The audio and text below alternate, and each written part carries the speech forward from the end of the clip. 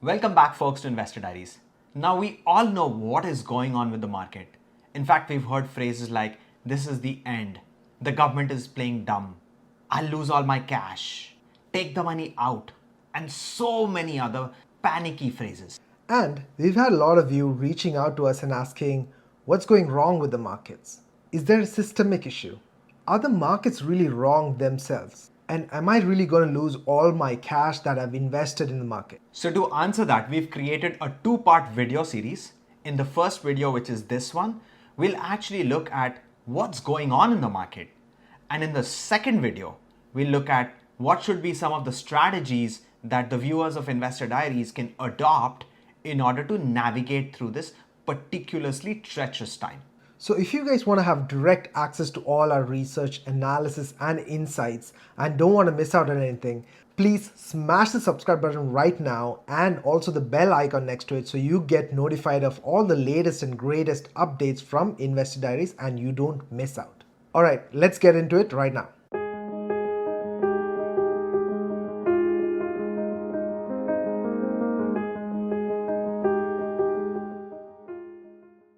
Alright, and we get it. Investors are frustrated.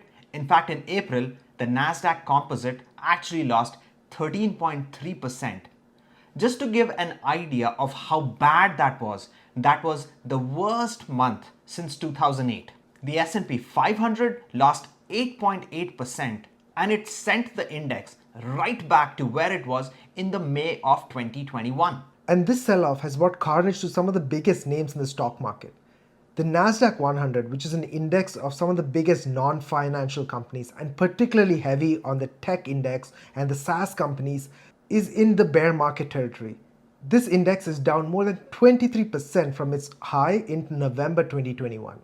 And Nidhish, speaking of technology companies, this has been a particularly treacherous time for these tech companies, as in fact, if we look into the numbers, we see that this has been the third worst ever start to S&P 500 in its entire history.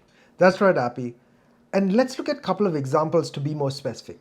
For example, the at-home fitness company Peloton, which was once a market darling, has taken a huge beating. It has major struggles both business-wise and from a stock perspective as well. Its market cap, which peaked at around $50 billion at one point of time, now hovers around $5 billion. Now think about what Nidhish mentioned just now. Peloton has actually been cut into 1/10 of what it was during its mighty years. If we look at, say, Robinhood, it has announced a lot of layoffs. The streaming media giant Netflix, which we've all revered for so many years, actually lost subscribers for the first time in the first quarter of 2022. Uber has publicly announced that it is going to cut costs. And same with Meta, earlier known as Facebook, which has actually seen a slowdown in growth. And we look into the factors that caused this. Soaring inflation, rising food prices, fueled by the war in Ukraine, has prompted the Federal Reserve to raise interest rates significantly. And this interest rate hike is the first time in many, many years, definitely the first one after the pandemic. And this has caused a lot of liquidity to be sucked out of the stock market and caused stock prices to plummet down to the earth. So one of the questions is, what was actually carrying the stock market ahead for such a long period of time? And the biggest reason that we can think of is low interest rates. Because when the interest rates were low, then people would just invest in stocks and not bonds, because bonds, as you know, is actually pegged directly to the interest rates. So people actually saw the equity market as a place wherein they could make some serious gains in a short period of time and of course over a long period of time as well. That's right, Appy. During the pandemic, many businesses, particularly small and medium businesses, were suffering, and the policymakers sought to support them by lowering the interest rates, so making access to capital more easier and more available to help support and boost growth. What this led to was it did definitely help the Main Street and the small and medium businesses, but it also helped the Wall Street. And a lot of investors piled onto the stocks of companies which were dubbed as high growth companies, and that drove the prices of the stocks higher. And we all know that inflation actually puts a heavy burden on families. So what's really happened is over a period of time, inflation has actually increased. And that has forced the Federal Reserve to increase the interest rates and pump the brakes on the economy. And of course, one of the other drivers is the rising gasoline prices, which have shot over the roof and have been at all-time high during 2022. So we at Investor Diaries took another closer look at some of the contributing factors to this market slowdown, or even meltdown as some folks have been attributing it as. So when this year began, the forecasters and the analysts actually said that February or March would be a time when the indexes will hit their peak and then it will start to fall down. But the war in Ukraine and the rising oil prices, they have been major contributing factors for the indexes to start falling down very steeply. The year-to-year inflation has actually hit a 40-year high in the United States, and that is also one of the major reasons why the stock price is down so much. And let's remember, folks, that the pandemic is far from over, because as recently as last week, China has imposed stricter lockdowns because numbers shot up. And if it can happen in China, it could well happen in other parts of the world because of the sheer nature of the coronavirus. And along with coronavirus, there's another reason which people are not talking about it as often, and that is the global supply chain issues. That has already caused issues with the semiconductor industry and other automotive industries in which the demand is there, but the supply simply cannot meet with the demand.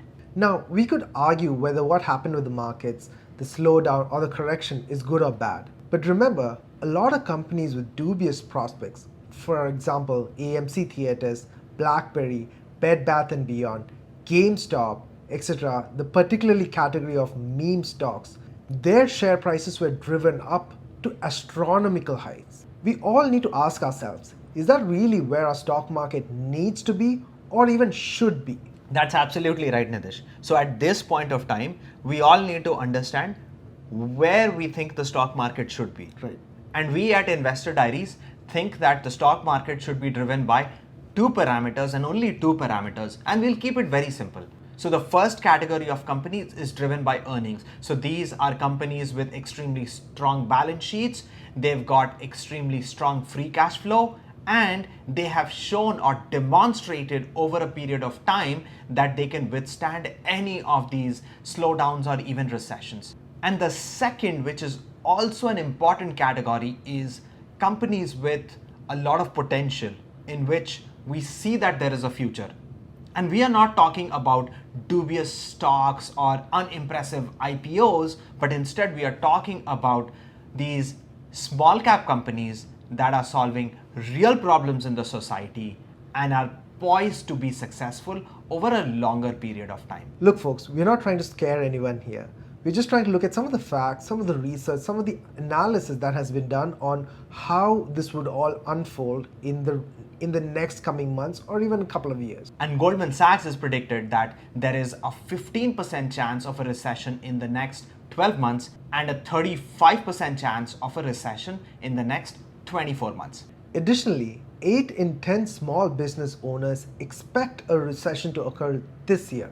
And this is according to the latest CNBC SurveyMonkey Small Business Survey for Q2 of 2022. Inflation remains the top concern for small business owners polled by CNBC. So folks, hopefully this video has given you some insights into what's happening with the market, what are the contributing factors to the slowdown, and why are we in such a situation. So the next question obviously is, what are the set of do's and don'ts in this particular time frame? Like we said earlier, we want to provide our viewers on some of the strategies that they can adapt and adopt to navigate the markets during these treacherous times. In our following videos, we'll provide some insights into some of those strategies, so please stay tuned and stay notified for all the latest and greatest that we have planned at Investor Diaries. Alright folks, so this is a wrap. We hope you found some value out of this particular video. Do let us know in the comment section below, what are you doing with your stock portfolio and what are your plans for the upcoming few months. But until next time, thank you so much for tuning in. Stay tuned and stay focused.